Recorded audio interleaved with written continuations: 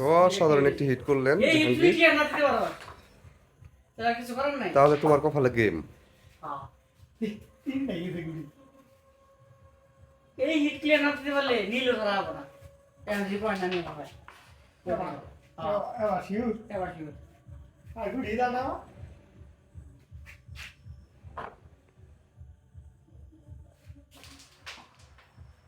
চলো নীল ধরা হবে না। খেলতে থাকো।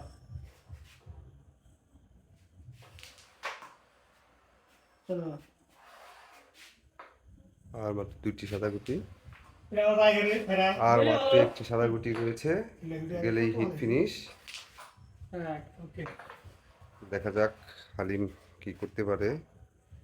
প্রচুর নীল গুটি রয়েছে, দেখি কয়টা পয়েন্ট কমাইতে পারে আলিম।